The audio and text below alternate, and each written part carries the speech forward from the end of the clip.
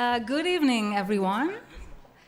I'm Annelie Langerak in Dutch. I'm from the Netherlands, and I got on the board of the FCCT in March. It's my first time moderating a panel, so please don't give me a hard time. Okay, so LGBT rights in Asia. Are we moving forward or backward? Across Southeast Asia, the treatment of lesbian, gay, bisexual, and transgender people has become a hot political and social issue. Brunei Sultan has imposed a barbaric Sharia code, calling for people who engage in gay sex to be whipped and stoned to death, both Muslims and non-Muslims. In Indonesia, LGBT people are being hunted by religious extremists as the government turns a blind eye. But Taiwan this month passed a law to allow a marriage equality law to comply with a constitutional court ruling that restricting marriage to heterosexual couples is unconstitutional. And this legal change in Taipei is also important because it shows how a government can stand up for minority rights in the face of negative public opinion. In between these countries, we have authoritarian governments like Vietnam and military-ruled Thailand that are making reforms to better recognize LGBT people and their communities as one area of human rights they are willing to take up. So in what direction are LGBT rights moving in this region, and what are the broader trends and future possibilities, both positive and negative? We'll be talking about it tonight with Kun Tanwarin Sukapisit, elected member of Parliament of the Future Forward Party, and we're very happy Kun Tanwarin could make it tonight. She will have to leave at 8 p.m., but we're delighted she could join the panel.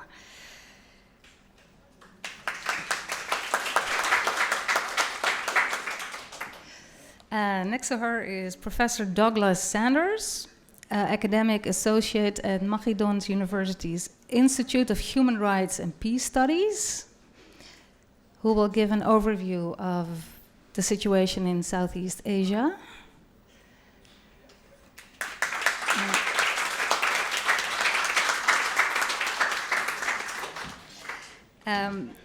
We have Ryan Figueiredo on the panel, Executive Director, of Equal Asia Foundation, after all the practice.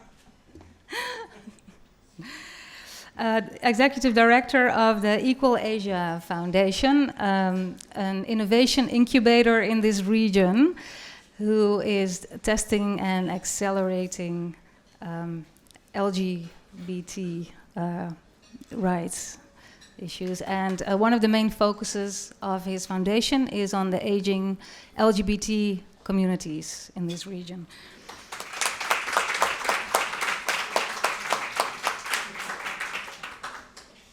And next to him is Shane Butler. Yes. Oh, sorry, and I didn't even practice. Congratulations, you're the first or ask you. You're the first person who got it right.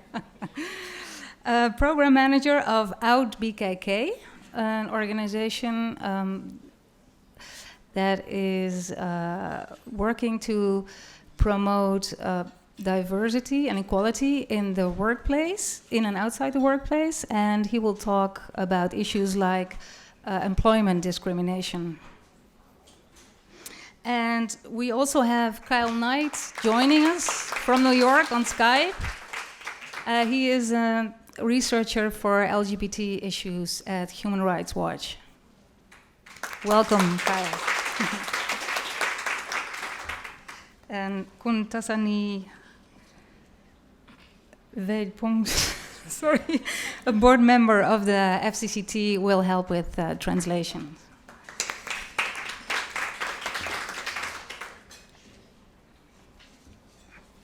Okay. So each panelist, Kun Tanwarin, will start off with telling us about her own experiences as a filmmaker and as freshly elected MP, and how she would like to use her experience to help develop Thailand.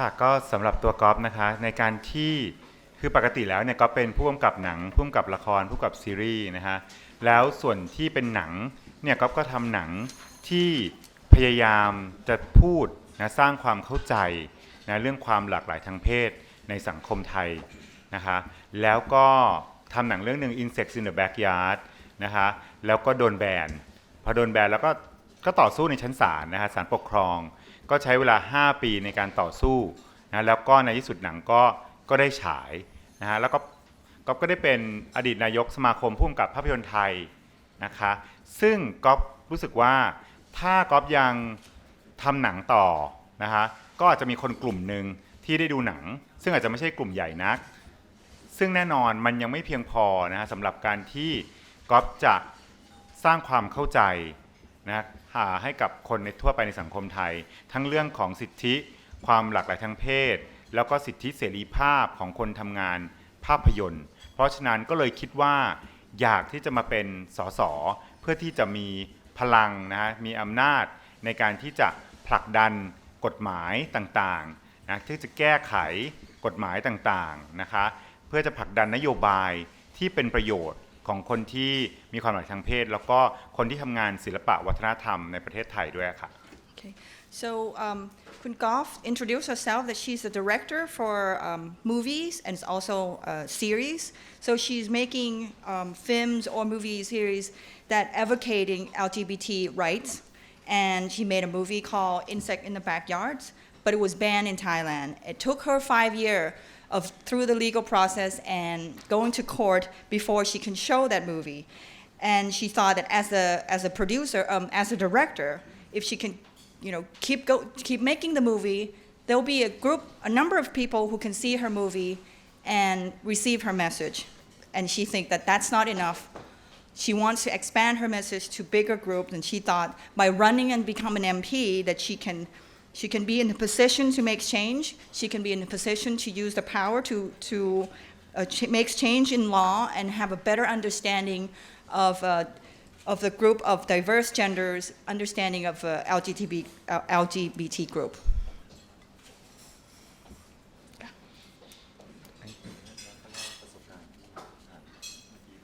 ได้ค่ะก็นิดหนึ่งกันค่ะแล้วตอนนี้นะคือตั้งแต่แรกเนี่ยตั้งแต่ประกาศตัวว่าจะเป็นผู้สมัครที่เป็นสสกระเทยคนแรกในประวัติศาสตร์การเมืองไทยนะเพราะว่าก่อนหน้านี้เนี่ยประเทศไทยไม่เคยมีสสนะที่เป็นกระเทยแต่งหญิงที่ได้เข้ามานั่งในสภามาก่อนเพราะฉะนั้นเนี่ยก๊อฟก็มีความต้องการที่จะเป็นสสกระเทยคนแรกเพื่อสร้างประวัติศาสตร์ตรงนี้เพื่อให้เป็นสัญลักษณ์นะแล้วก็เป็นตัวแทนของกลุ่มคน LGBT ที่มีอยู่ในประเทศไทยนะเพื่อจะเรียกร้องผลักดันนโยบายต่างๆนะฮะแล้วในที่สุดก็มีพรรคอนาคตใหม่นะที่มีอุดมการณ์ที่เห็นคนเท่ากันแล้วก็เห็นว่าความรู้ความสามารถนะสิ่งที่ก๊อฟมีนะสามารถจะนำประสบการณ์ทั้งหมดทั้งมวลมาใช้เพื่อพัฒนาในการต่อสู้นะเรื่องสวัสดิการรัฐสวัสดิการก็ดีนะครับเพราะว่าแน่นอนคนที่เป็น LGBT ตอนนี้เนี่ยเรื่องรัฐสวัสดิการก็ไม่ได้เข้าถึงนะเรื่องความเข้าใจของคนที่อยู่ในสังคมก็ไม่มีนะเรื่องสิทธิเสรีภาพต่างๆก็ยังน้อยแล้วพอดีก็ทำเรื่องศิลปะวัฒนธรรมคือทำหนังด้วยแน่นอนว่าคนที่ทำหนังเนี่ยก็ยังขาดนะเรื่องรัฐสวัสดิการที่จะช่วยเหลือว่าส่วนมากเป็นฟรีแลนซ์เพราะฉะนั้นเนี่ยสิทธิเสรีภาพทางการแสดงออกทางงานศิลปะก็ยังไม่มีเพราะฉะนั้นก็เลยคิดว่าก็จะใช้โอกาสนี้นะฮะในการที่จะเข้ามาแก้ไขเปลี่ยนแปลงให้มันดีขึ้นSo she announced herself to be the first gratöj, so that's a Thai word for transgender. So a transgender who dressed like a woman. She wants to be the first transgender to work in the parliament and to advance the LGBT issues in Thailand. And then she agreed to work with Future Forward, where she believed the party believe in equality for all mean all gender and all people. and that that the party see that she has an ability to work and advance the issue on social aware issue for LGBT group, and also for people who work in the art community who also need support, because many who work in the arts and culture sectors are also need governmental support as well. So that's another issue that she wants to work on. และสิ่งที่สำคัญที่สุดนะคะในการที่ก๊อฟก้าวเข้ามายืนอยู่ตรงนี้เนี่ยแน่นอนว่าสปอตไลท์ต่างๆเมื่อเราได้เป็นสสกระเทยคนแรกในประวัติศาสตร์การเมืองไทยปุ๊บใช่ไหมคะสปอตไลท์ต่างๆนะฮะนักข่าวนะก็มาสัมภาษณ์ซึ่งมันเป็นโอกาสนะที่ก๊อฟจะได้อธิบายจะได้แสดงจุดยืนแสดงตัวตนว่าเฮ้ยเรามีตัวตนอยู่ตรงนี้เราไม่ได้เข้าสภามาเพื่อเป็นสีสันเราไม่ได้เข้ามาในสภาเพื่อเป็นชนชั้น2นะฮะเราเข้ามาเพื่อจะบอกว่าเรามีศักดิ์ศรีเท่ากับสสทุกคนนะในสภาเพราะเราก็ได้รับการเลือกตั้งมาจากประชาชนค่ะ So now that she's here, being an MP, as the first transgender MP, she received all the spotlight, interviews, and attention from the media. So she wants to use this time and the attentions to express her standpoint, express who she is, and that she's not being a transgender MP in the parliament just to be a colorful figure. She's there as equal partner of any other MP in the parliament with equal dignity with anyone else. และตอนนี้ที่กำลังเป็นข่าวดังอยู่เลยตอนนี้ก็คือเรื่องที่ก๊อฟขอที่จะแต่งตัวตามอัตลักษณ์ทางเพศของตัวเองเพื่อเข้าไปทำงานในสภาไม่ว่าจะเป็นรัฐพิธีที่ต้องแต่งชุดปกติขาวรับเสด็จในหลวงก็ดีหรือการที่เข้าไปทำงานในสภาก็ดีก๊อฟก็ขอแต่งตัวเป็นผู้หญิงซึ่งตรงนี้ก็เกิดเป็นข้อถกเถียงขึ้นมาในสังคมว่าสิ่งเหล่านี้เนี่ยที่เราขอแต่งตัวผู้หญิงเนี่ยมันเหมาะสมหรือไม่เหมาะสมอย่างไรซึ่งตรงนี้มันก็เกิดการเขาเรียกว่าปะทะกันทางความคิดของคนที่เห็นด้วยกับสิ่งที่เราขอกับคนที่ไม่เห็นด้วยซึ่งตรงนี้ก็มองว่ามันเป็นโอกาสที่ดีที่ทำให้เกิดประชาธิปไตยเพราะว่าเราปฏิเสธไม่ได้ว่าประชาธิปไตยก็คือการที่เราอยู่ร่วมกันบนความคิดที่แตกต่างกันเพราะฉะนั้นก็จะรับฟังทั้งความคิดเห็นที่ไม่ได้เห็นด้วยกับตัวเราด้วยนะฮะแล้วก็คนที่เห็นด้วยเนี่ยเขาเข้าใจเราอยู่แล้วล่ะเพราะฉะนั้นตอนนี้ก็เกิดเป็นอิชชูซึ่งตอนนี้ก็พยายามจะไปก็มีสื่อมาติดต่อมากมายเพื่อจะไปออกเพื่อจะอธิบายเหตุการณ์ที่มันเกิดขึ้นอยู่ตอนนี้ซึ่งก็ว่ามันก็เป็นโอกาสอันดีนะฮะที่มันมีคนที่ไม่เห็นด้วยกับการแค่เราแต่งกายเป็นผู้หญิงและเข้าไปทำงานในสภา So there's an issue that arises from her being an MP is that she have requested the Parliament Secretariat to dress as her identified gender. So in a formal setting to receive the king audience. So these have become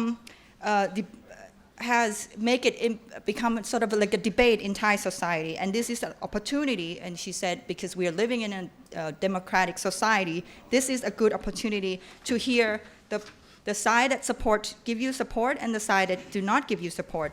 And because she's receiving attention right now, so she's giving a media interview and explain her stand on why she does what she does, and also she also used this opportunity to hear what other people say, those who are against it as well. แล้วเป้าหมายสำคัญที่ก๊อฟเข้ามาเป็นสสเนี่ยนะคะก็คือจะแก้กฎหมายนะคะเป็นอย่างแรกเลยก็คือแก้กฎหมายพรบเขาเรียกว่าแพ่งและพาณิชย์1448ที่ว่าด้วยการสมรสซึ่งตอนนี้รัฐธรรมนูญไทยบอกว่าคนไทยทุกคนมีสิทธิเสรีภาพเท่าเทียมกันแต่ถ้าก๊อฟจะรักกับผู้ชายสักคนแล้วไปจดทะเบียนสมรสอย่างถูกต้องตามกฎหมายเนี่ยไม่สามารถทำได้เพราะฉะนั้นเราก็จะแก้กฎหมายตัวนี้นะฮะจากกฎหมาย1448บอกว่าให้จดทะเบียนสมรสอย่างถูกต้องตามกฎหมายได้เฉพาะเพศชายและเพศหญิงเท่านั้นเราก็อยากจะเข้าไปแก้กฎหมายตัวนี้ให้เป็นการจดทะเบียนสมรสโดยบุคคลกับบุคคลไม่ว่าบุคคลนั้นจะมีลักษณะเพศแบบใดก็ตามซึ่งถ้าเราสามารถแก้กฎหมายตัวนี้ได้มันก็จะเป็นจุดเริ่มต้นของความเท่าเทียมทางเพศที่จะเกิดขึ้นในประเทศไทยอย่างแท้จริงค่ะ So her priority is to change the marriage law.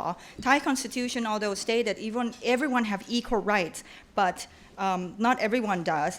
At the moment, only men and women can have registered marriage. So she wants to change that and wants to be able to have person to a person, doesn't matter who they are, can register for the marriage, and that would be a true beginning of the equality for all.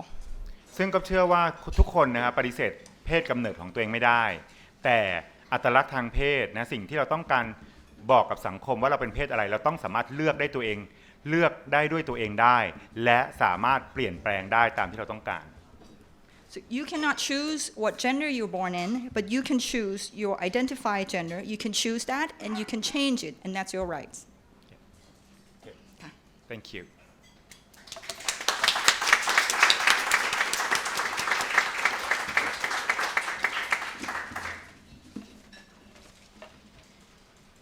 Okay. Yeah. Okay. Next is Professor Douglas. Now you get the academic overview. I can't compete with the first speaker. In Asia, the countries that have criminal law prohibitions against same-sex acts are former British colonies or former members of the Soviet Union. In ASEAN, that means Brunei, Malaysia, Myanmar, and Singapore. In South Asia, it means India, Pakistan, Bangladesh, Sri Lanka. The prohibitions were repealed in Hong Kong before the reversion to China in 1997. The Indian Supreme Court struck down the prohibition there in 2018, last year. Singapore courts, obedient as they are, have upheld the prohibition in Singapore, but the matter is being contested in the courts again, and the petitioners will lose again. The government and the courts in Singapore do not support human rights. France, the Netherlands, Spain, and Portugal all followed the Napoleonic Penal Code and had no criminal law prohibition on same-sex acts. So their colonies in Asia inherited no prohibition. Muslim-majority Malaysia has a prohibition, not because it's Muslim, but because it was a British colony. Muslim-majority Indonesia does not, because it had been a Dutch colony. Sharia, or Islamic criminal laws, there are also family laws and inheritance laws and charitable laws, which are Sharia. So we're only dealing with the portion of Sharia laws, Islamic criminal laws. They exist as parallel systems of criminal law in Brunei, Malaysia, and the province of Aceh in the north of the Indonesian island of Sumatra. Full-blown Sharia criminal laws are in place in Saudi Arabia with the death penalty. So-called hudud punishments include stoning, beheading, crucifixion, amputation, and caning. People are often surprised that these punishments survive in the present day. We have seen public canings recently in Malaysia and Aceh. Only in Brunei does the law allow the death penalty for sodomy and adultery, specifically by stoning.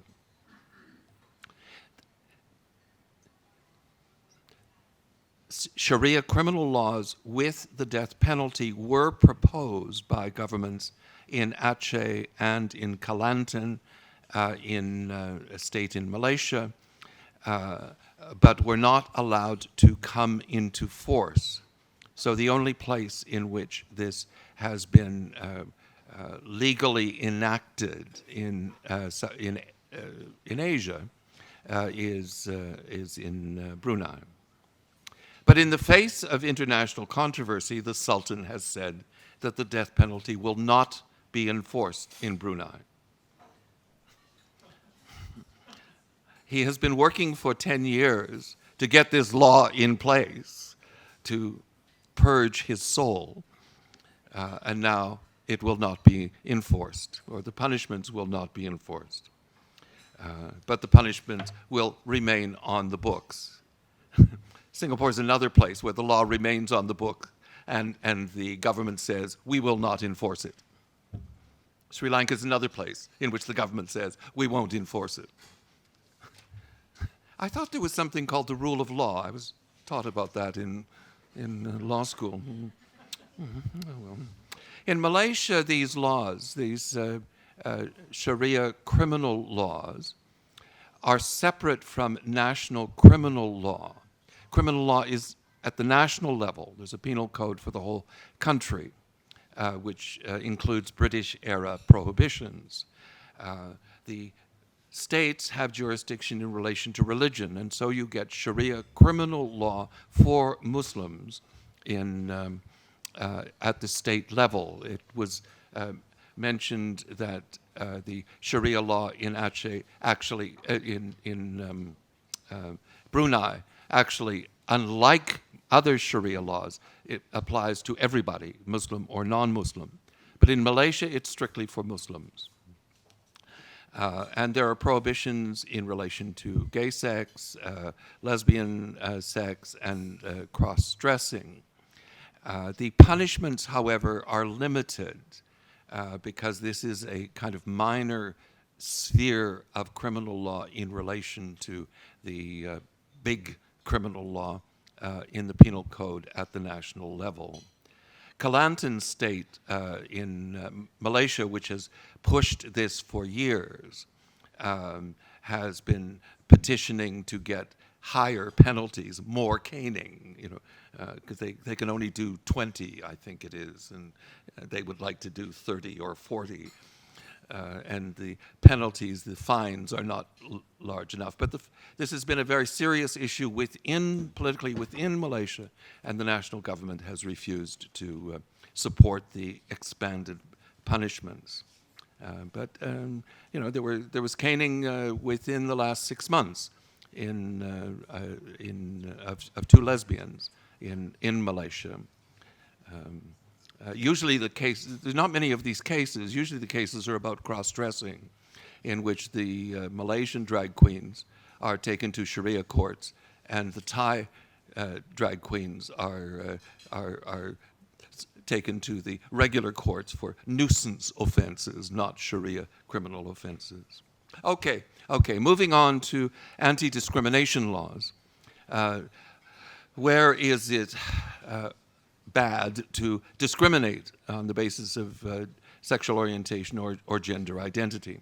Well, Thailand has the Gender Equality Act of 2015, and it prohibits discrimination on grounds of sex and transgender status and perhaps sexual orientation. This was enacted by the military government, but it was already drafted before they came to power, so they simply made the decision to move on it. They did not initiate or draft the law. The Thai Administrative Court has ruled favorably in cases of discrimination against Katoi or trans women. The best known case is that of Kath Kangpibun, a trans woman who was one of the founders of the Thai Transgender Alliance. She had been offered a permanent contract by Thammasat University. She'd been teaching there actually for about 5 years already. But then Thammasat withdrew the offer. The administrative court, Thai administrative court in 2018 ordered the university to hire her, and they complied. We've now had a series of administrative court decisions in Thailand which have ruled in favor of LGBTI rights, and some in relation to Katoi participation in festivals organized by the Chiang Mai municipal government. Discrimination in education and employment is banned in Taiwan. It's banned in employment in Macau. A court decision in China gave damages to a trans man in an employment discrimination case. The major issues in Hong Kong and the Philippines over the last number of years have been agitation to gain anti-discrimination laws. That's been the central issue. There are now 6 or 8 such laws at the local government level in the Philippines, and another bill keeps getting introduced into the National Congress. What about change documents for transgenders, national identity cards, driver's license, passports? Well, what change documents can Katoy or transgender get in Thailand? 0. Malaysia, 0. Thailand is discussing at the moment a gender identity law, and the Thai Transgender Alliance is involved in negotiations in this process. But this is not, a surprising or breakthrough issue. Document change in Asia is possible in China, Indonesia, Japan, Korea, Singapore, Taiwan, and perhaps soon in Vietnam. Most, however, require genital surgery. Only Taiwan, let's hear it for Taiwan, allows change without medical diagnosis, surgery, or hormonal treatment. Well, are things getting better? Or are things getting worse? Well, in some places they're getting worse.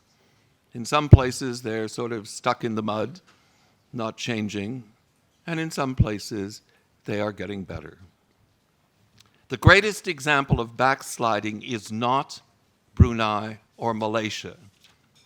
They are essentially continuing what they've been talking about for years.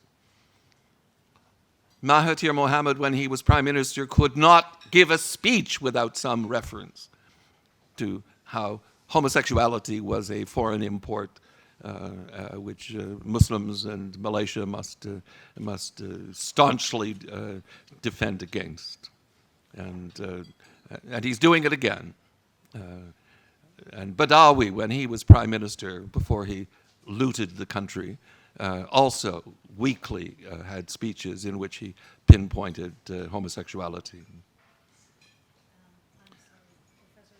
Yes? We'll have to move to Kyle soon. Okay. He has been waiting for quite a while, so if you I will be very don't brief mind then. wrapping it up, this part. Okay. Thank you. The greatest we have gone backwards tremendously in Indonesia since 2016, and this has been really shocking in terms of the degree that has happened. I won't go into detail on it. There's always question period. Getting better, well, Taiwan, of course. Hong Kong has pride parades, and the courts in Hong Kong deliver. And we will soon have a decision of the Court of Final Appeal upholding a New Zealand same-sex marriage for purposes of spousal benefits for civil servants in the SAR. And we've had good developments in a very calm, quiet, and not very publicized way in Myanmar, in which there are now public events which are held every year. Film festivals and fun. Anyway, you have my attempt at a broader outline, which I've left copies at the front. Thank you. Sorry for going over time. Thank you.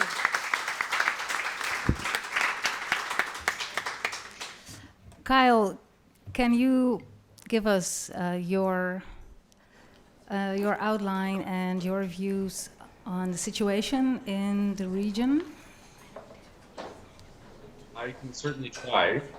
I think following such a thorough presentation, though, I'll try to be really brief and maybe offer a slightly different narrative on it, although I think the facts are the same. I think, sitting at Human Rights Watch, where if you follow any of our social media feeds, you'll notice that most of our job is to put out bad news about the world. I actually want to look at sort of slightly more positive trends. And that's this. Whether it's decriminalization in India or same-sex marriage in Taiwan, or a lesser publicized event like the Constitutional Court in Indonesia throwing out a petition that attempted to criminalize same-sex behavior. I actually think one of the trends around the region is institutions standing up against popular will, against a popular negative opinion of the LGBT minority, and standing up to protect, even if it's a very, very basic thing like in Indonesia, such as throwing out a petition at a court to maintain the status quo, which, as Professor Sanders noted, is not particularly good these days. I do think we see institutions developing a bit of a spine on this issue, and also developing some literacy on it, approaching it with some legal sophistication. If anyone didn't have a chance to read the Indian Supreme Court judgment, it's beautiful. It's about 500 pages long. It quotes Shakespeare, as well as a lot of other sources. But I think we're seeing leaders in various institutions engaging on this issue in a way that we have not seen until recently, and that we have not seen in other parts of the world. And so that's what gives me a lot of hope and a bit of optimism about what's going on in the region, even in facing some of the horrible events, such as the new penal code in Brunei, or the disappointing events such as today's, or I guess it was yesterday's broadcast with the chairman of the Equal Opportunities Commission in Hong Kong saying he couldn't possibly support anything that has to do with same-sex relationship recognition rights because it's just too unpopular, which seems to be quite in violation of his mandate. So I'll stop there because there's a lot of other probably more valuable comments coming from folks on the panel. But I really do think sitting from our perch, we see a positive trend of institutions doing the right thing, even in the face of a popular will pushing them in the opposite direction. Thank you very much.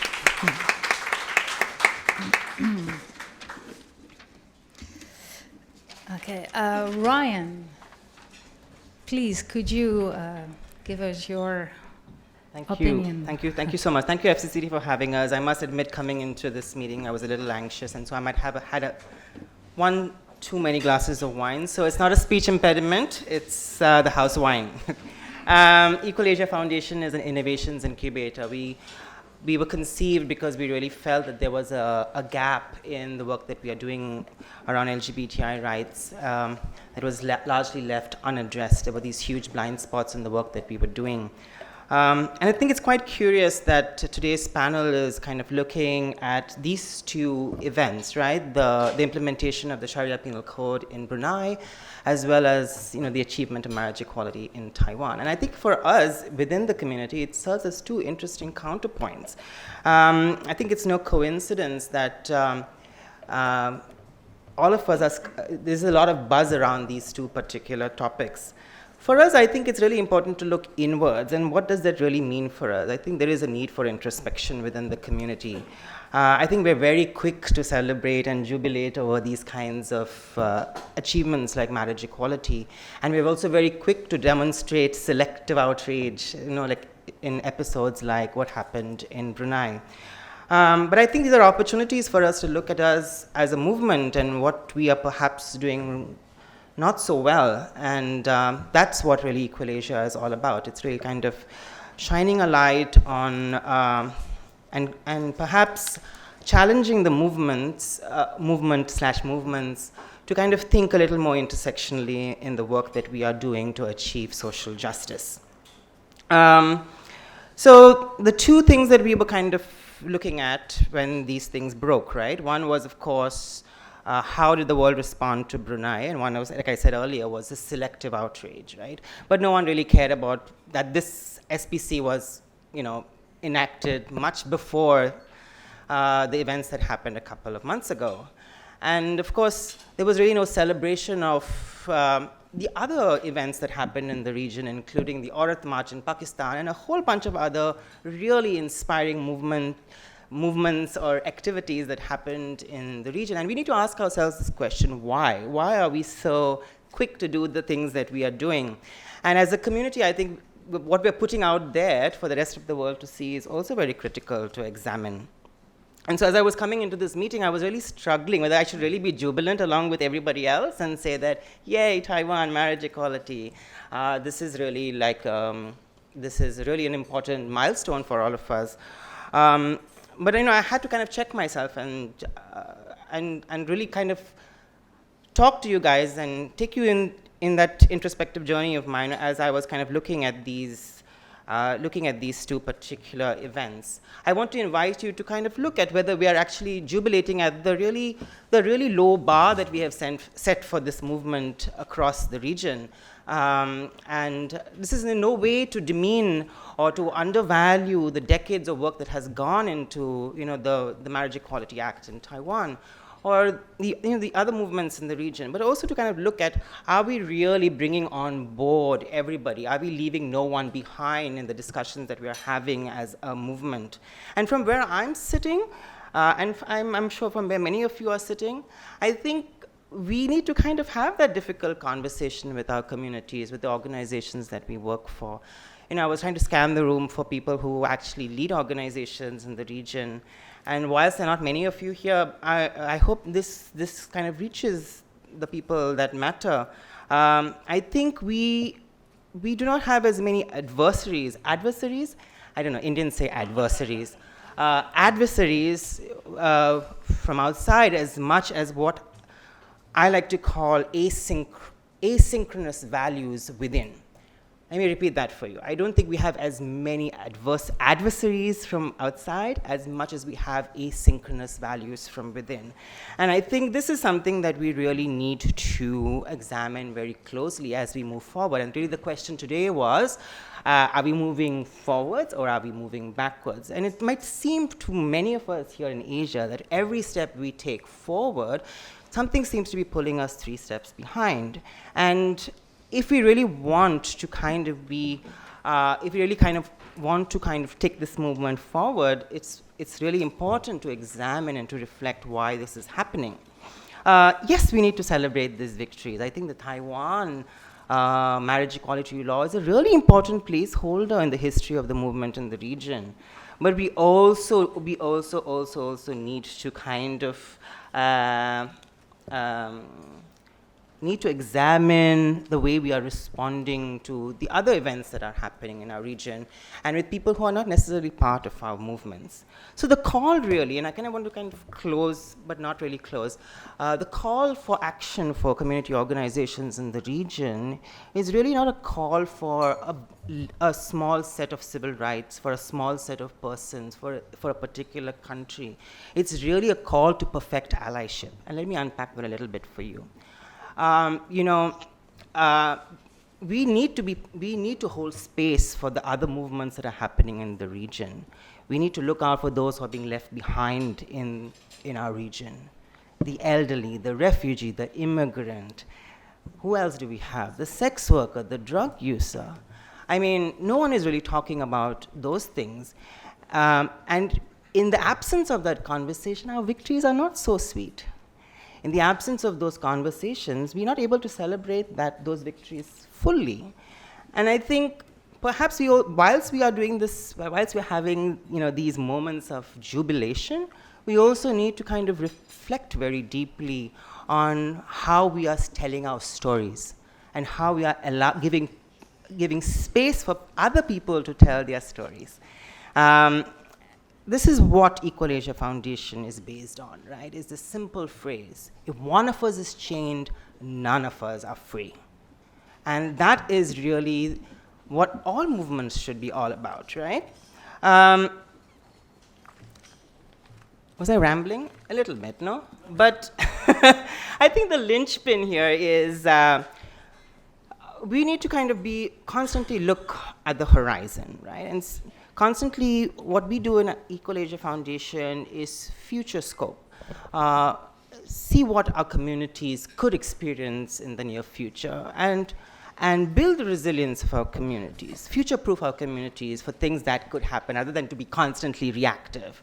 And what's happening in Brunei and what's happening in other parts of the world is quite reactive, and we should kind of question that kind of reaction.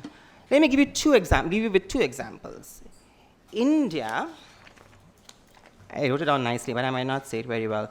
India just came out of an election where overwhelmingly people voted again for the second term for a right-wing government, right? And many of those people who voted for this right-wing government are my friends. You know, Duterte in the Philippines, his war against drugs, guess what? He's back.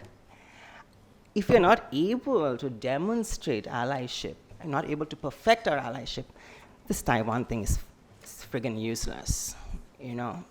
It's friggin' useless. That is my exhortation to everyone who works in this sector. And for those who are watching from afar as well, I think we really need to moderate our selective rage, and we really need to be inclusive in our jubilation. And one way to do that is to bring everyone to the table. That's the real hard work, right? I mean, it's really very, it's not easy, but it's, you know, it's relatively easy to kind of celebrate things that don't require us to address really deep-rooted problems in our society, whether it's poverty, social exclusion, and a whole bunch of other shit. What I'm trying to say is, join us on this journey to kind of be a little more introspective about what we do in this region with LGBTI rights. I don't want to be the prophet of doom, but this is what I have to say. Thank you. Thank you very much. I just wanted to say, I'm afraid we have to move to Shane, so there will be some time left to ask questions to Kun Tanwarin. Is it working? No, I don't think so. Oh. Yes. No, it's okay. Move. Okay, thank you. Hi, I'm Ryan. No, I'm not. Hi, I'm Shane. So I work with OutBKK. I've been working with them for 2.5 years. It's a long time since they've only been operating for 3.5 years. We basically have two different departments, Out Business Network and Scout. Scout is mostly for education purposes, so, well, not education purposes, but we help set up gender sexuality alliances in high schools. We currently have 7 different international schools in our network. And then we have our business network, which is basically, we have about 10 really big companies involved. Feel free to talk to me about that later when we're socializing. But so basically, I'm a 24-year-old activist. I know you must be thinking, like, what is this millennial doing on this panel? We do not need this millennial, right? Talking at us and venting at us. But that is exactly what I'm going to do. Because I totally agree with Ryan. One victory does not mean victory for everyone, you know? Especially my identity. I'm a transgender guy, you know? We don't see trans men a lot.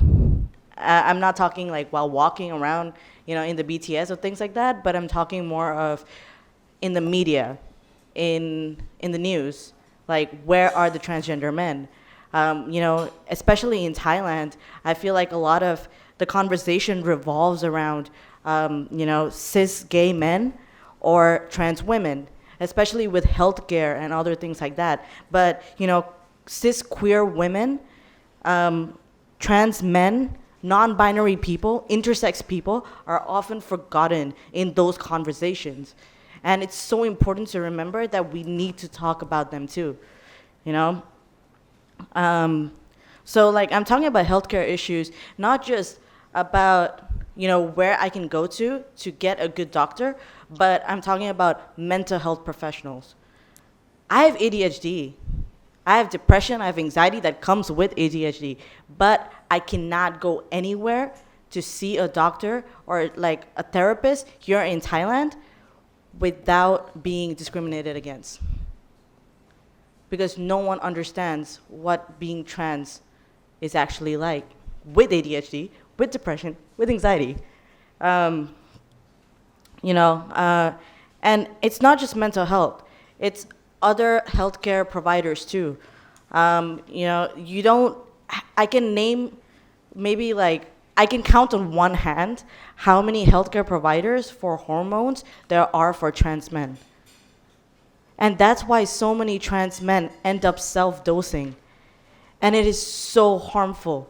In the long run, they end up self-dosing in the wrong way, and that is so harmful for trans men. Or any trans-masculine people. Because just not being able to get the right information destroys your entire life sometimes. And then there's another thing, I don't know if you've heard of this, but it's called the Tom culture. It's an identity, basically. It's mostly masculine presenting women who like women. And trans men are often confused as Toms, which is super dysphoria inducing. And it gets really exhausting and tiring, and that's why I'm here. It gets really exhausting, just having to answer questions over questions over questions. No, I am not a Tom. I am a guy. Stop treating me like a woman. Stop it. I've had enough. I know my voice is a little high pitched, but I can make my voice deeper if I need to. I do that on the phone all the time. It's amazing. Especially with the bank. They get so confused. I love it. So there's this another issue. There's gender identity and sexuality and gender expression. These three things are totally different things. And a lot of people don't know that. People are like, okay, so you're a trans guy. You were born a woman, you become a guy, so you must like women. No. Trans men can be gay. Newsflash. Yeah, sexuality and gender identity are two different things. And so is gender expression. Trans guys can be femme. They can wear dresses. If men can wear dresses, then trans guys can wear dresses. Come on. Seriously, clothing is not gendered. You can walk into a clothing store and buy whatever the hell you want. Sorry, excuse my language. Yeah, and it's trans men are often frowned upon. They're not accepted by the gay community as men, and they're gay male community as men, and they're not accepted by the lesbians usually say, or the bisexual women usually say that trans men are traitors. Wow, that's interesting, right? Yeah, but that has happened, And then let's talk about the availability of products that actually aids transitioning, right? We hardly get that. STP packers, which is stand to pee packers. It's something that you put into your pants, and then it helps you actually stand up and pee in the urinals. It's the best thing ever. But guess what? It's illegal here. You know why? Because it's a sex toy. Yeah. But everything else is legal.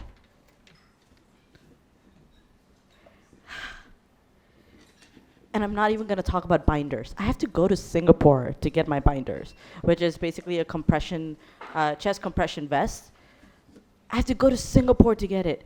I can't get medical grade binders in Bangkok, good quality binders that don't break after 2 months of constantly washing and wearing them. And it sucks. It really, really does. So beyond all of that, that's all social and medical, right? Let's come to employment for a second, right? We actually had a business network, business conference on the 17th of May for Idaho. And that was all organized by our Out Business Network. And basically we had APTN, that's the Asia Pacific Transgender Network, who were there, and they were talking about discrimination based on gender in Southeast Asia.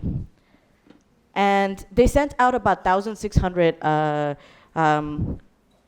resumes to 800 jobs, half being trans and half being cis. And guess what?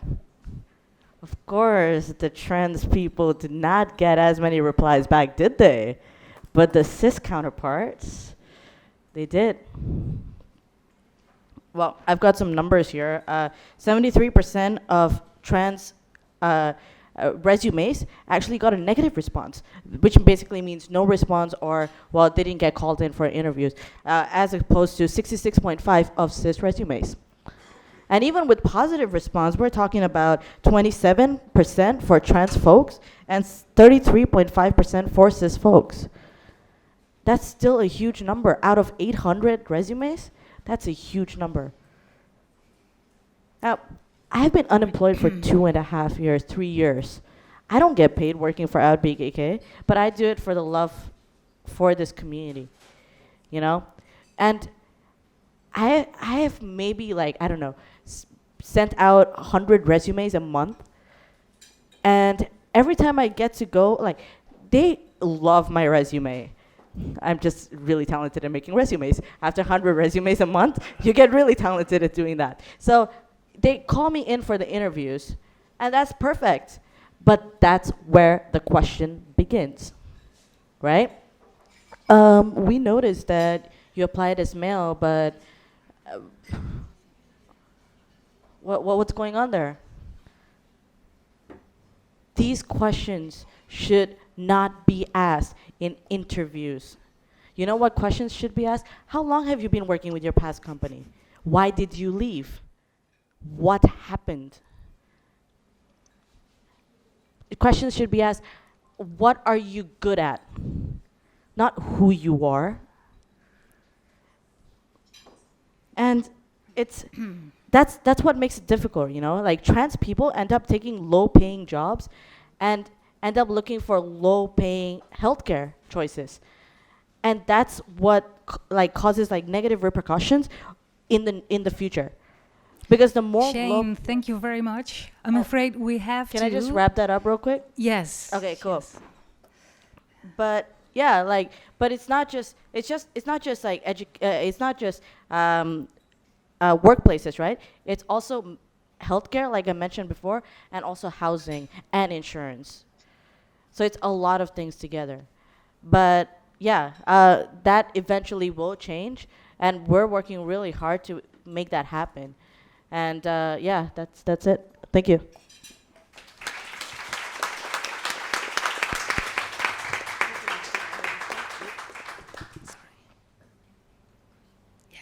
So we have 5 minutes left, I think, for questions to ask Kun Tanwarin.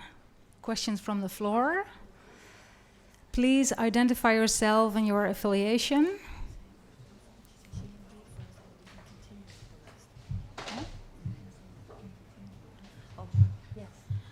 Hi. We'll continue with others later.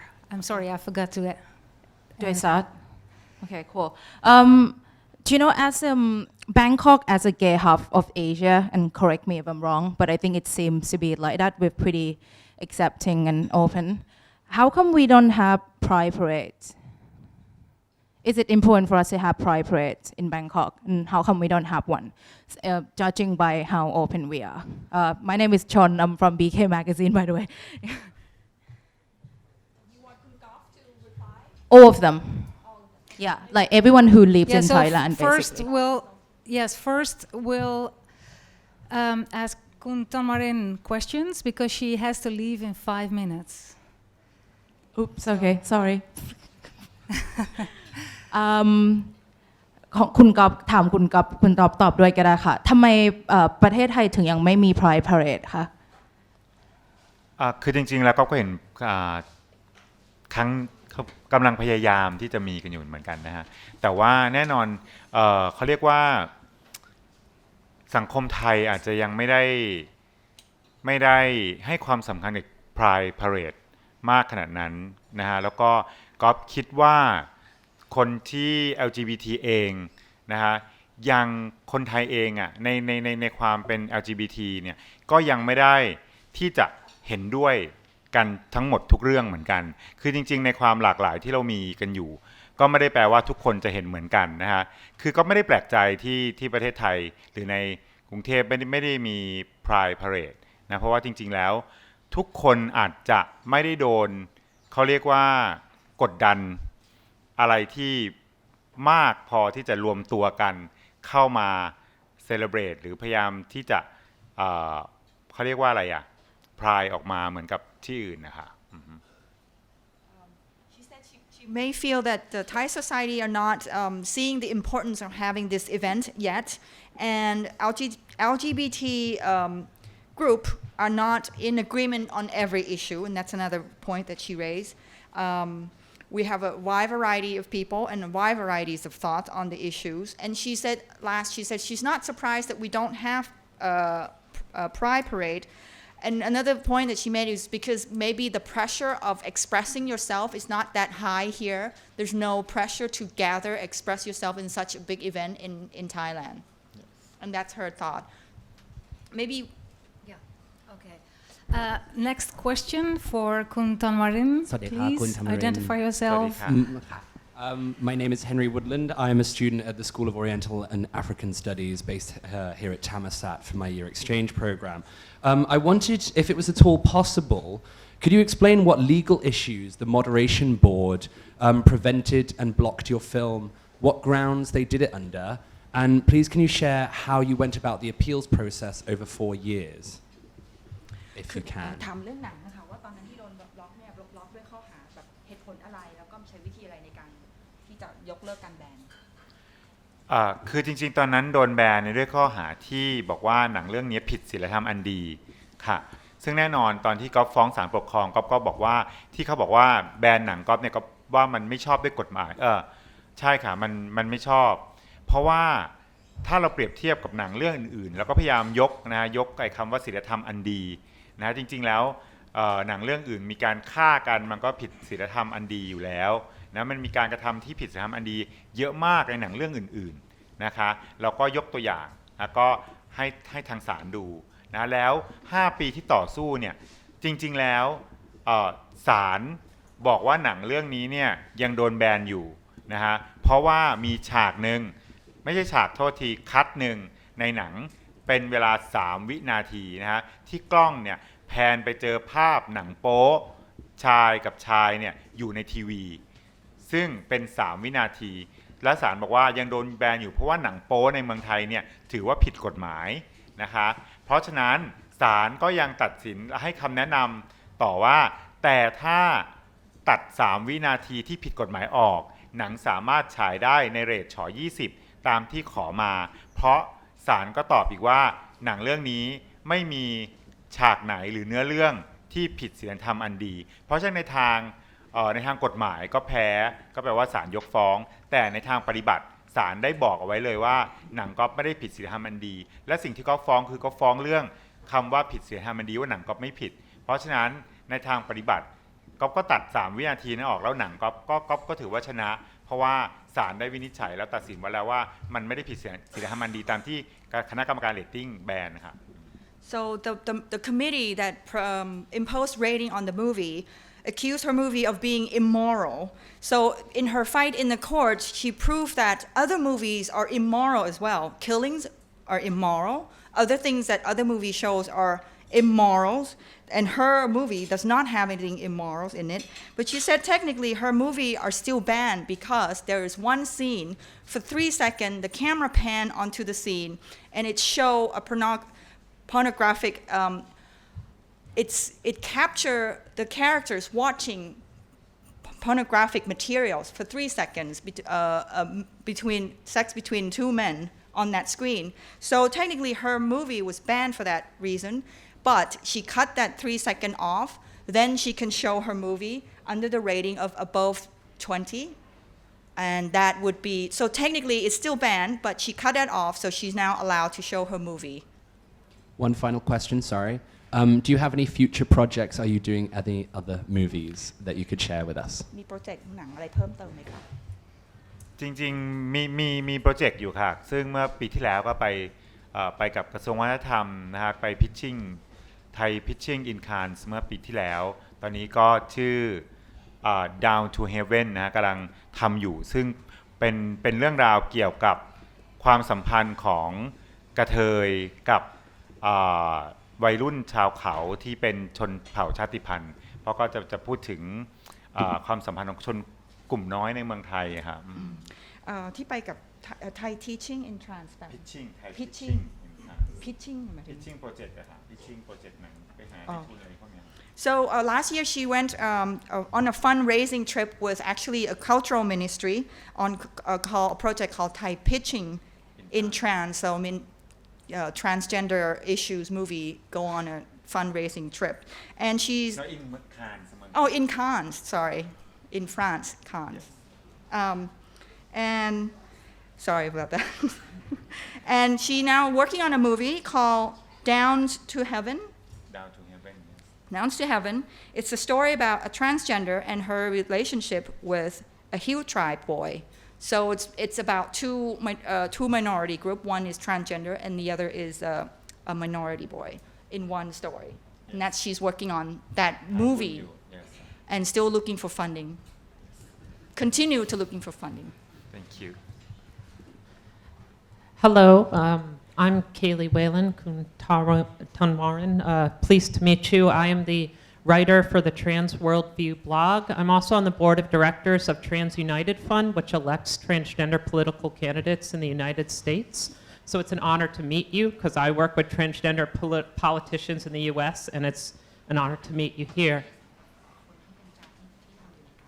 My question is, while we're working at this top level and seeing representation in Parliament, and we're working to change human rights laws and fighting in the courts and fighting with legislation, how can we be changing and seeing the everyday people's minds change about transgender women and transgender men and non-binary people to be more open and accepting? Because what I'm afraid of seeing is in 2015, 16, we were seeing a huge growth of transgender visibility in the United States. But the problem was, while we were getting legal victories at the top level, it became very easy to make transgender people the enemy because most Americans think that transgender people are mentally ill. And I came to Thailand and I like to educate people that here, I have in front of me, I just want to quote a study from the book Queer Bangkok, published in 2010, that according to a study done with undergraduates here in Bangkok, 51% believe that transgender women are men that have something wrong with their minds, 31% believe they have an unstable personality, and 28% believe they need psychological help because they were confused.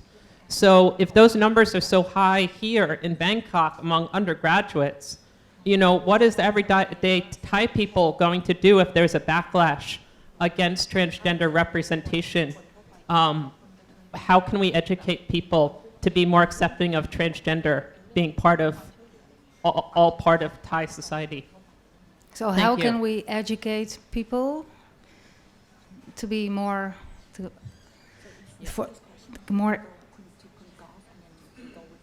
right, yes, to promote. This is the last question for Kun Golf. คือจริงๆแล้วในเมืองไทยเนี่ยนะคะแน่นอนว่าเรามองว่าประเทศไทยเป็นประเทศที่เปิดกว้างให้กับคนที่มีความหลากหลายทางเพศแต่ในความเป็นจริงแล้วก็ยังก็สำหรับความรู้สึกก๊อฟเนี่ยมันยังไม่มีกฎหมายยอมรับใช่ไหมคะมันก็ถือว่ายังไม่เพียงพอและสิ่งที่สำคัญเนี่ยเหมือนว่าคนไทยจะเปิดกว้างแต่จริงๆแล้วก็ไม่เพราะว่าเราก็จะเห็นว่าหลายๆครั้งนะคะเขายอมรับได้สำหรับคนที่เป็นคนLGBT แต่ว่ายอมรับได้ถ้าคนนั้นไม่ได้เป็นคนในครอบครัวเขาเองเพราะฉะนั้นแปลว่าอะไรคะแปลว่าคนไทยเนี่ยก็ยังเป็นผลผลิตการที่คนไทยยังไม่ยอมรับว่าคนที่มีความหลากหลายทางเพศเป็นมนุษย์ที่สมควรได้สิทธิเสรีภาพเท่ากับทุกคนเนี่ยเพราะว่าแน่นอนว่าระบบการศึกษาไทยนะฮะยังไม่เคยสอนให้คนไทยเนี่ยเข้าใจเรื่องความหลากหลายทางเพศเรายังสอนว่าคนไทยคือเป็นคนป่วยคนไทยยังเป็นคนที่เขาเรียกว่าอะไรเป็นคนที่ยังเป็นปัญหาอยู่นะฮะแน่นอนนะฮะว่าการตำราเรียนเมืองไทยเนี่ยแต่ว่ามีข่าวดีนะครับว่าตอนนี้กำลังแก้ไขปรับปรุงให้สอนเรื่องทำความเข้าใจเรื่องความหลากหลายทางเพศมากขึ้นแต่คนในปัจจุบันที่ยังเป็นอยู่เนี่ยที่เป็นผลผลิตจากระบบการศึกษาไทยเนี่ยที่ไม่ได้สอนให้ความเข้าใจเรื่องความหลากหลายทางเพศก็ยังมีความเกลียดกลัวยังมีความไม่เข้าใจนะยังมี ยังมีความเขาเรียกว่าอะไรล่ะเหยียดของคนที่มีความหลากหลายทางเพศอยู่อันนี้เป็นความจริงใช่นะฮะซึ่งแน่นอนเป็นสิ่งที่ก๊อฟมายืนอยู่ตรงนี้เพราะก๊อฟต้องการที่จะเข้ามาสร้างความเข้าใจการที่เราจะหักดิบเลยมันไม่เกิดประโยชน์นะฮะการที่เรามีกฎหมายยอมรับโดยที่ไม่ได้ทำความเข้าใจตั้งแต่รากของความรู้รากของความเข้าใจมันก็เป็นการยากที่จะทำให้สังคมยอมรับได้เพราะฉะนั้นสิ่งที่เราเข้ามาเราต้องการที่จะสร้างความเข้าใจค่อยเป็นค่อยไปจากรากของการเคารพสิทธิมนุษยชนซึ่งกันและกันซึ่งในเมืองไทยก็ยังมีน้อยมากยังมีเหยียดกันอยู่เรายังเห็นสสบางคนบอกว่าเสียงไม่ควรเท่ากันอยู่ซึ่งตรงนั้นเนี่ยแน่นอนเราก็ต้องยอมรับว่ามันมีอยู่จริงๆซึ่งมันเป็นสิ่งที่ต้องร่วมด้วยช่วยกันแก้ไขต่อไปอะค่ะ So her answer is that Thailand seems to be open, accepting about this issue, but in the fact that the legal issue is not certified the rights, so we don't have enough rights yet. So Thai people seem to be open, accepting about this issue as long as they're not from the family member. That's what she's saying. That's what that mean. That mean you can accept other people to be LGBT, but you don't want your family member to be one. And she said that's a result of the Thai education. Thai education does never explain this issue to kids, to students, and most people, older generation believe that LGBT is something, there's something's wrong, there's something to be fixed. So she believed that there's change on the horizon. Thai textbook are trying to incorporate this issue into the textbook that can be taught in the school. To reduce this hatred and discrimination that still have. And that's the reason that she's here to work on this issue, to expand the understanding of her community. Changing the law on top does not change the understanding and the acceptance in the society. So you need to change from the roots, and you need to change from the bottom up. And that's what she's working on. Thank you very much.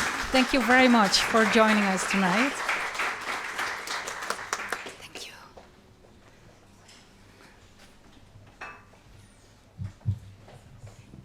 I shall continue. Hello. Yes. My name is Prajunaram from The Nation newspaper. I would like to ask our panel about what do you think that Thai LGBT get more recognition after the election and we gonna have a new Yes. government. Thank you. Kyle, could you answer this question, please?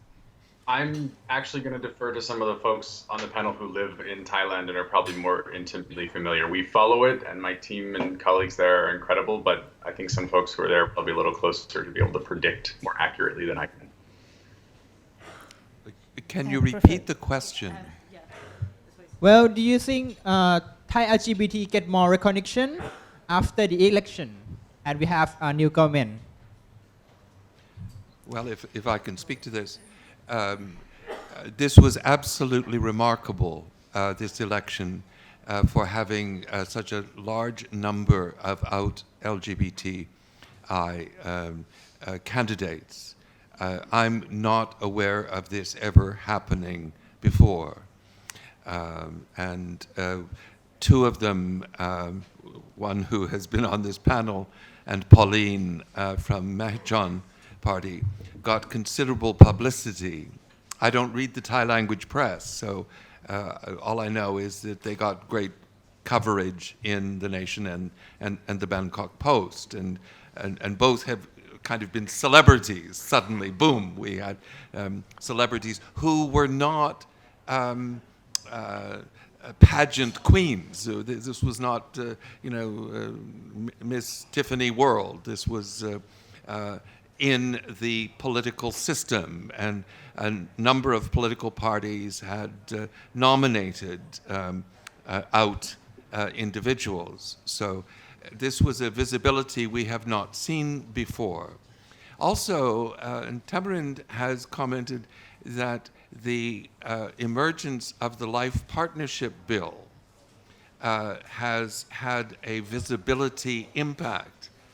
For after all, the military cabinet on December 25th, which is not a holiday in Thailand, approved in a preliminary way the life partnership bill and sent it off to the Council of State. And so, we have not had that kind of action from any government. And of course, impressive that it was the military government, because this wasn't like the Gender Equality Act, in which the government was simply passing something that was already drafted before they came to power. This is something that, in its present form, is the product of the coup years. So this has been, I think, a very big change in Thailand.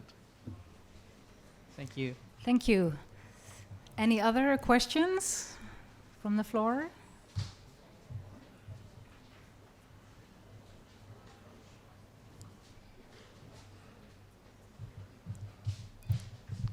Hello.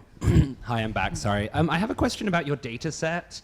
You provided a lot of figures, but you didn't provide the total number of participants involved in you gathering the information about rejections from companies. You said that there was 66%, but you didn't say 66% of what? Is Right. So there were 1,600 resumes sent out, and 800 to 800 jobs. So 800 for cis folks and 800 for trans folks, and then 400 for trans women and 400 for trans men for each job. Could you give me a breakdown of those a bit more, or could you provide some? Do you have those resources available online or something? Yeah, they're online on the APTN Asia Pacific Transgender Network website. It's under audit that they released, employment discrimination based on gender identity in Southeast Asia.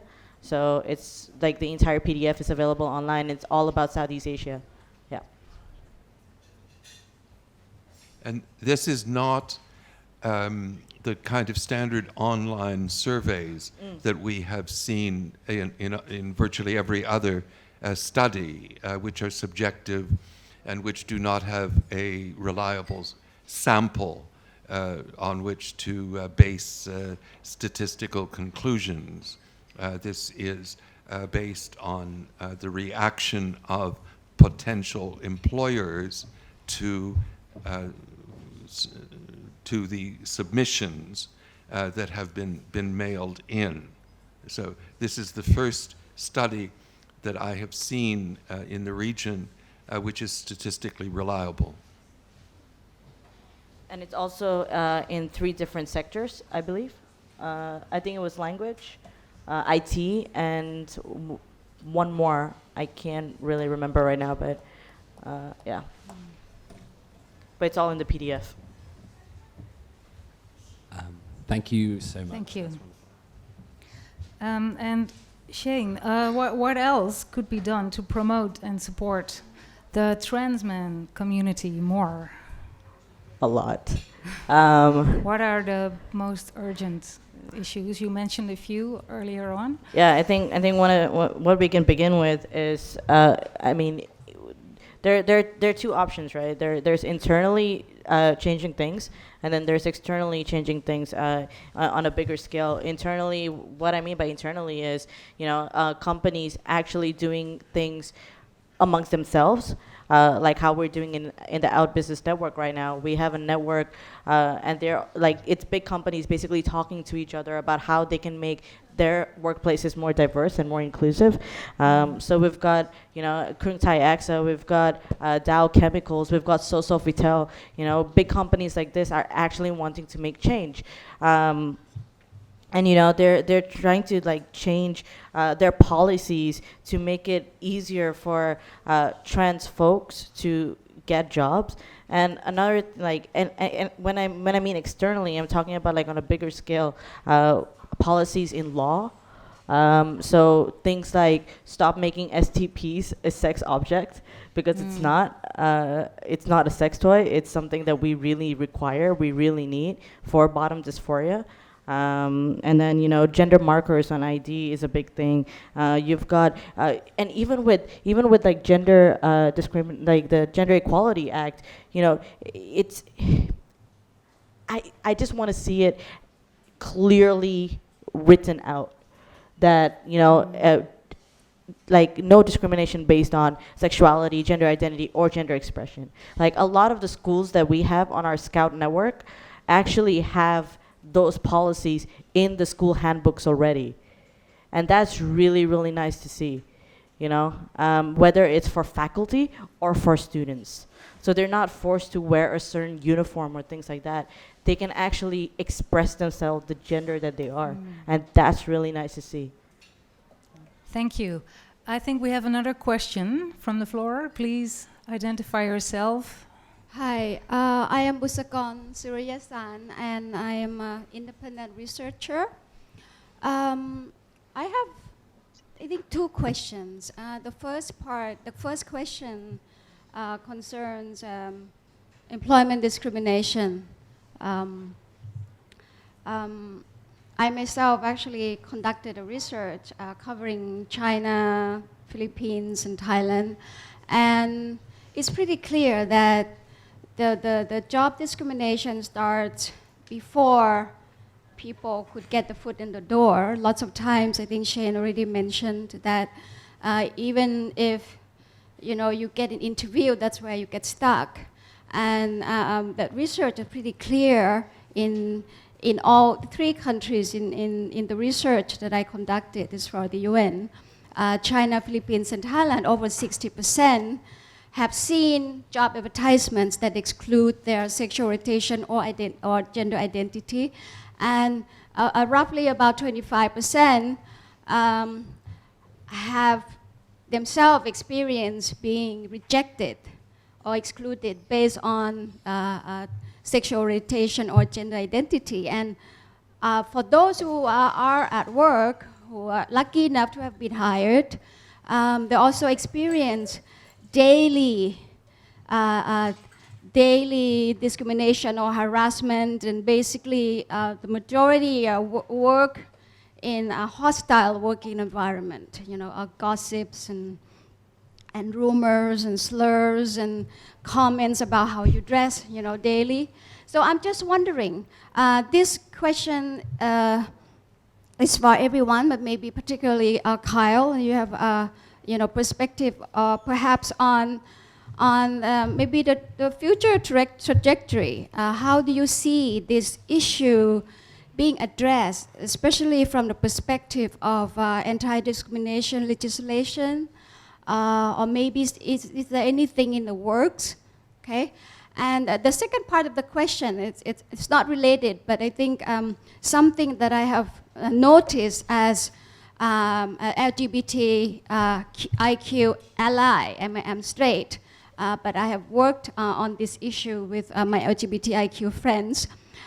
But I don't see a lot of allies, especially in Southeast Asia. The movement, friends and families of LGBT doing something to support the community and creating a kind of environment where everybody is accepted and feeling, just like not my children or not my family members kind of situation that Kun Goff addressed. Thank you. Kyle, Sure. there were two questions. So, yeah, on non-discrimination protections or examples in particular, I can think of two examples that I'll offer here. One is in the lead up to hosting the 2020 Olympics, the Tokyo metropolitan government has actually, jumped out in front of the Japanese national government and passed its own metropolitan LGBT non-discrimination law that not only protects against discrimination on the basis of sexual orientation and gender identity, but also mandates that the government conduct public education about LGBT people. I think that is a great example of a global pressure point, the Olympics, being used to influence a government to nudge them in the right direction. It's just a municipal government, but it's an important municipal government in the country. And so I think that's one example of things moving in the right direction and actual legal change happening.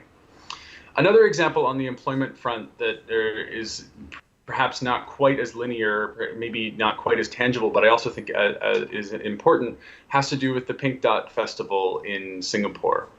For anyone who's followed this is the sort of LGBT solidarity festival in Singapore every year. 2 years ago, the government told multinational corporations that they were not allowed to sponsor it anymore because they didn't want them meddling in internal affairs.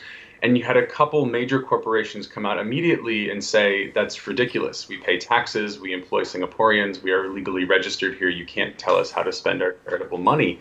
And the government, kind of called their bluff and passed a regulation that made them apply. And, they put in all these extra hoops to jump through, and they didn't allow it to happen. In the end, they didn't allow the money to get transferred to sponsor the festival.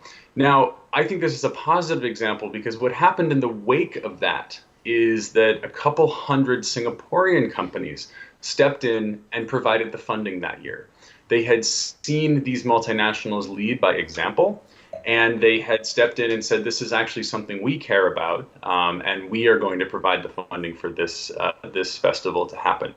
Again, it's not legal change. It's not them opening their doors or passing their own corporate non-discrimination policies, but I do think it shows at least a positive trend in terms of the leadership stance that firms and governments are willing to take in the region. Again, even if it, in the Japan case, goes against what the national government is working on and thinking about right now, or in the Singapore case, it goes against probably public opinion and the national government in that particular case. So those two things stand out to me as kind of positive examples, and I do think it's really important because, we can talk about major campaigns and high-level legal change, but I think as some of the other panelists have pointed out tonight, if the communities don't have basic resources like a job, it is very difficult to sustain, and it is very difficult to include more and more people in the progress that actually happens at the higher levels. Thank you. If I can add to this. There is a real problem of visibility in Thailand and in much of Asia. Who is visible? It is trans women who are visible. It is Katoi. In Thailand, it is the beauty queens, the pageants, and the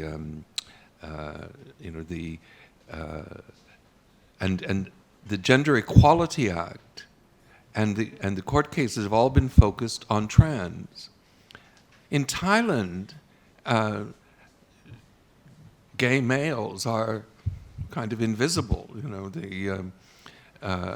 and cis, the term for sort of mainstream, if you want, non-trans women as well. I mean, Anjana, who is in the audience, has often said that she is weary of being the only known lesbian in Thailand.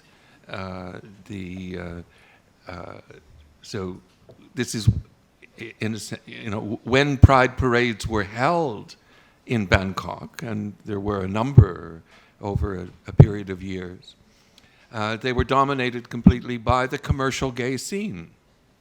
And so we don't have groups like PFLAG, Parents and Friends, friends and parents of lesbians and gays.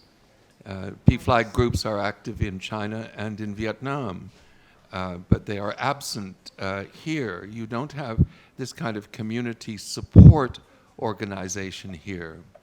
The role of business, big business now, is ongoing and has been ongoing in Asia for, in my impression, maybe about 8 years.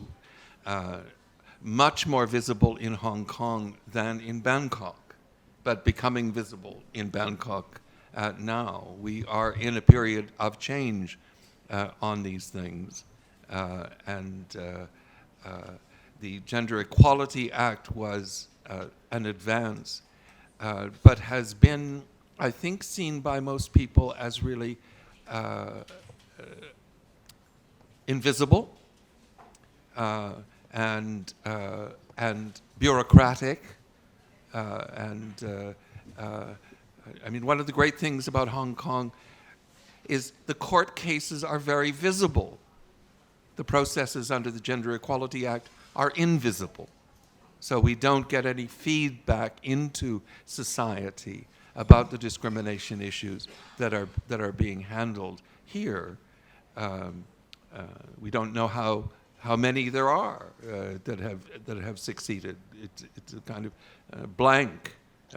In Hong Kong, the glories of court cases, give you a dramatic scene and personnel who are fighting and issues and get tremendous coverage in the South China Morning Post. We don't get that on employment discrimination issues here. Thank you. Any more questions?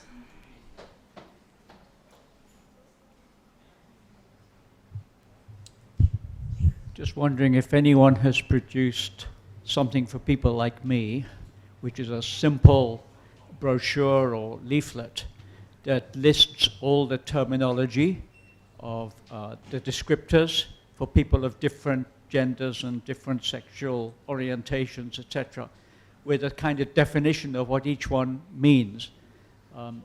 I may be the only one, and if there is such a brochure, please, can you tell me where to get it? Thank you. Sorry, I'll take this one. We're actually working on that right now. So Out BKK is actually working on not just a brochure or a leaflet for terminologies, but also gender grammar, like I like to call it. So, it's not transgendered, it's transgender. Things like that can be deemed offensive. So yeah, we're actually working on that as we speak. And also we're working on a pamphlet for lifelines and hotlines for mental health issues and things like that also. So. Yeah.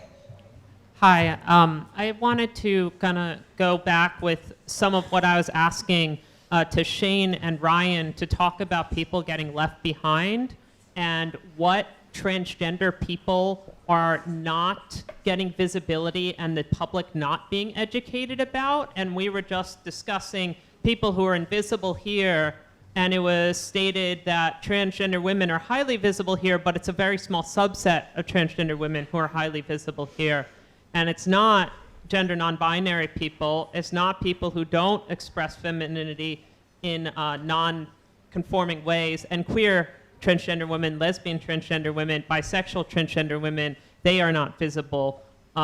So who is not visible, and how can we better educate and make sure they're not left behind? Because again, my question earlier, I'm very afraid of being an upswell in public visibility and celebrity and politicians and laws, and then followed by an upswell of agitation because the general public wasn't educated about the full diversity of the transgender population. Not just the transgender women who pass and look great on camera, but transgender men, non-binary, people who don't fit that camera-ready image. Ryan, I've heard your mic is working again. And It is. Let me answer your question this way. It's hard work. And I don't think people in the community get it. I think I constantly misgender. I constantly making mistakes with my transgender brothers and sisters. We don't even talk about the intersex people. I think, and just to kind of talk about, celebration. We were just celebrating the depathologization in ICD-11 of trans people, but we're not really kind of mourning the fact that intersex people were not included in that depathologization process.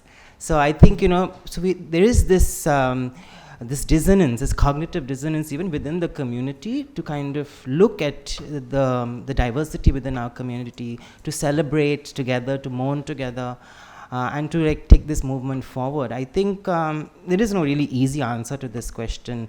I think society is really a far cry from, I think we need to start from within. I think we need to disrupt power within the movement.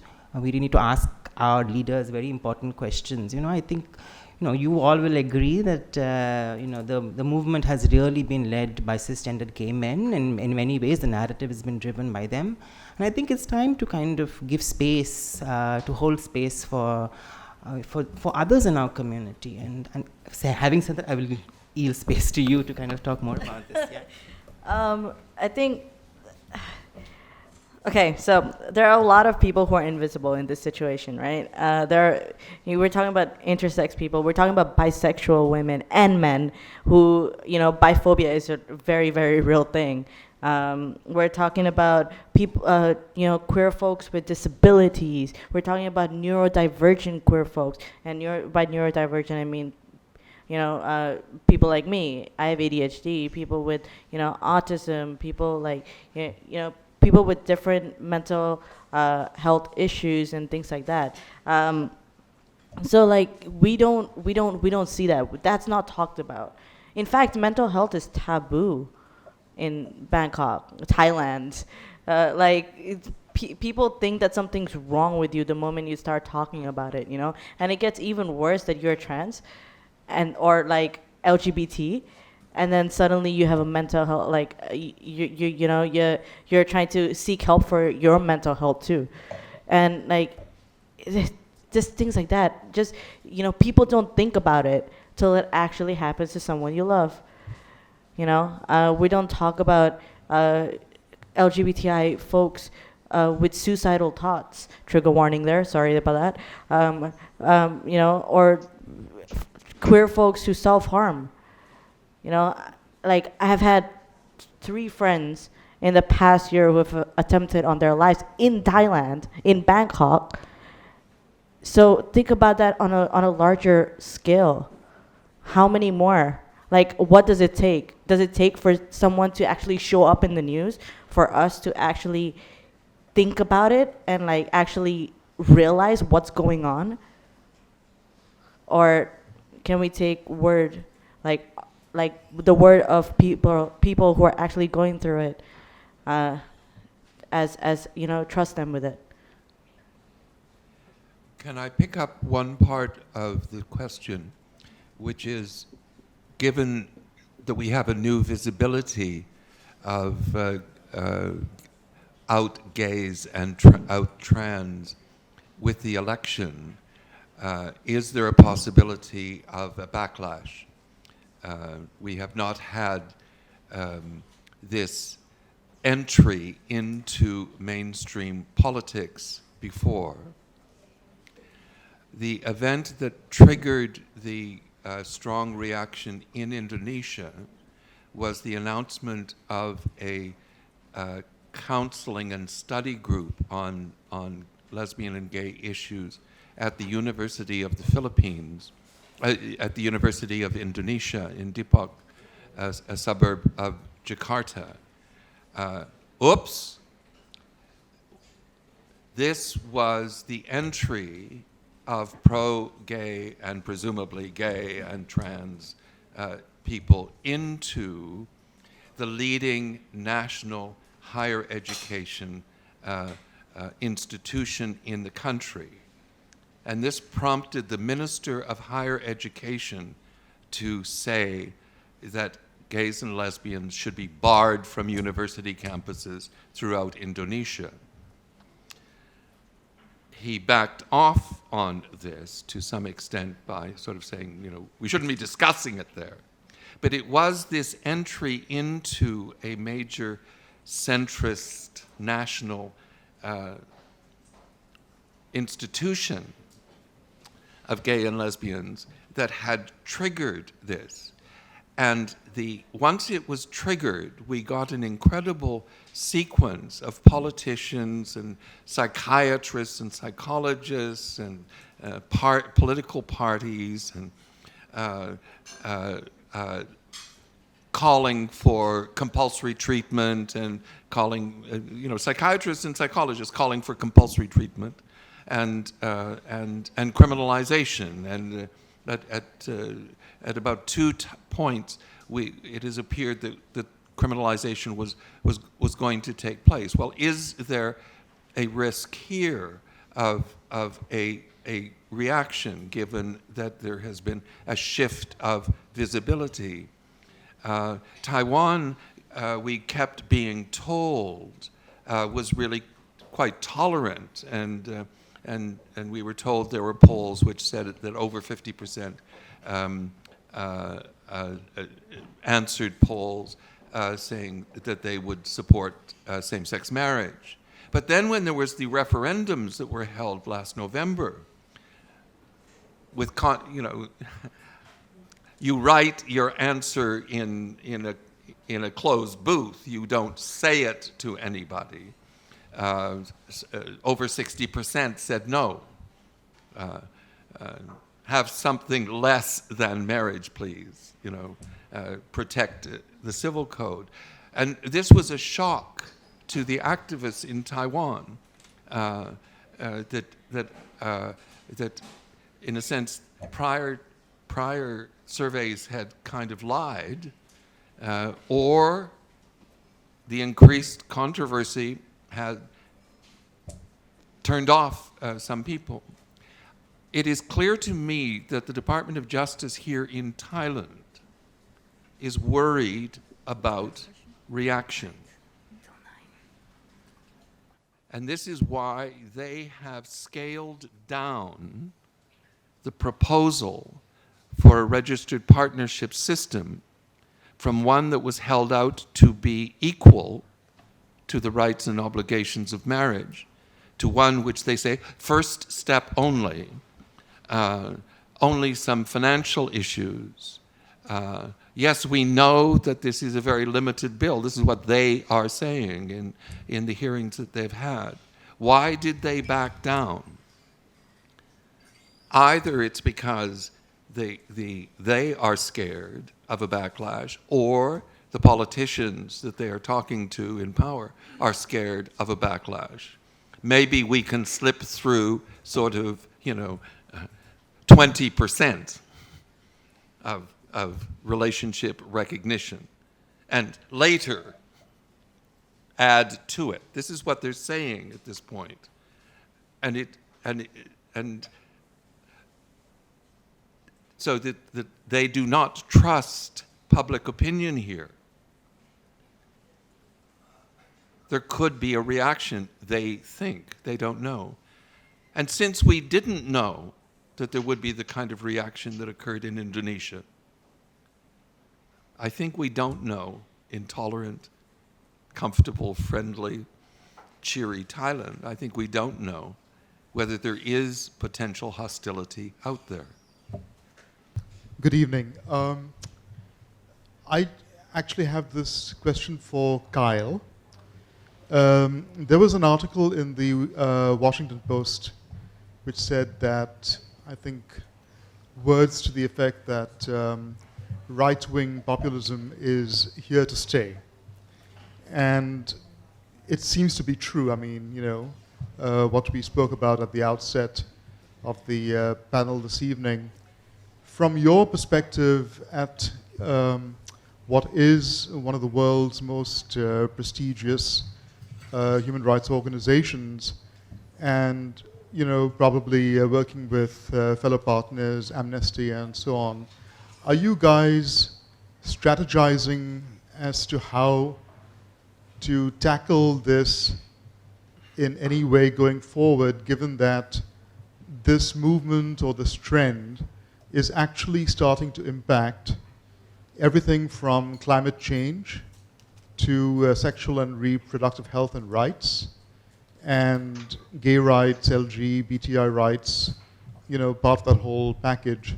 So is there any thought as to how you and others doing the work that you do can perhaps come together to really form a think tank of sorts as to how you can work with civil society and sympathetic elements within governments to try and push back in a big picture kind of thing, so that it's not just piecemeal, it's not just one country or one issue, but there is more of a holistic approach?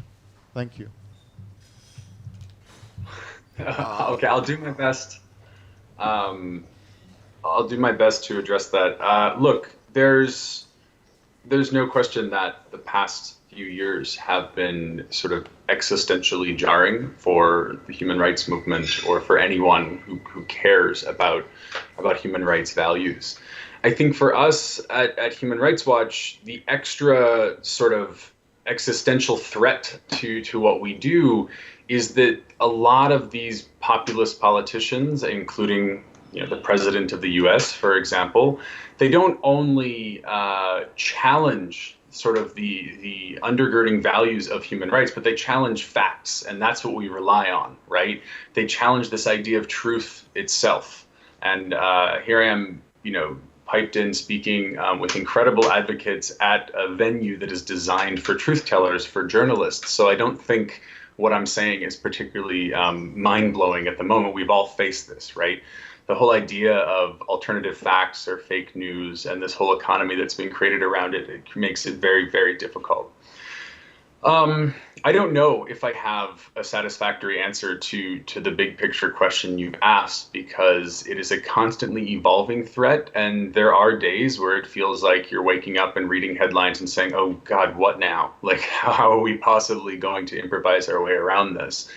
But I will say that I think there is much to be learned, and there's much wisdom to be gained for looking at LGBT rights movements, for lack of a better term, in different parts of the world.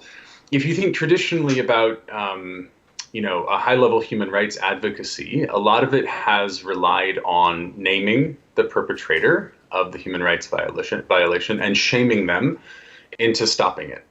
And I think there was an era not too long ago when, most people, most leaders around the world didn't want to be associated with human rights violations and were shamed by it. I think that era might be drawing to a close. And I think leaders see it as popular to be associated with really flagrant human rights violations. Ryan mentioned Duterte, for example. He's a great example of someone who just flouts the entire idea of being a human rights violator as a bad thing. I think in the LGBT movement, we've never really been able to rely on naming and shaming, because we've been an unpopular minority in a lot of spaces. And we can't stand up and say to leaders in a lot of different countries around the world, oh, look what you're doing. You're ruining the lives of trans people. You're ruining the lives of gay people. They'll say, yeah, of course we are. We don't like you. And that's been a historical response until some of the momentum we've seen quite recently. So I think the wisdom to be gained in that is there still is value in truth-telling. There still is value in data collection. There still is value in chipping away, even if it doesn't result in comprehensive reform, and even if it feels like the opposition is only growing stronger. There's also a lot of value in allyship. There's not an LGBT rights movement anywhere in the world that has done it on their own by saying this is one silo of a population, whatever we call ourselves. We have worked with, whether it be women's rights movements or health rights movements or so on and so forth. It's been incredibly valuable to do that, and we just need a renewed effort to do exactly that and link up going forward. So I think there's something to be learned from the successes we've had in this moment and sort of pushing back on the bigger picture populist agenda. I really hope the Washington Post was wrong. I hope it's not here to stay. But I'd be lying if I said it didn't feel like that at least a couple days out of the week when I'm engaging with whatever the issue happens to be on that day.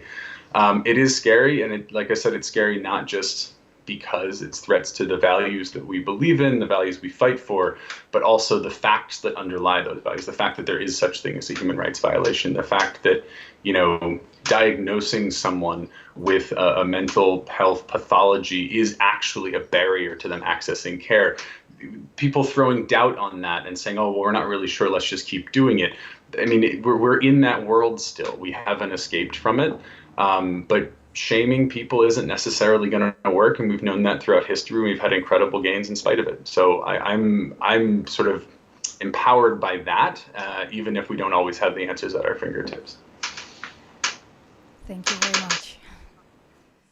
Okay, thanks to all the panelists for sharing your views with us tonight. Thank you.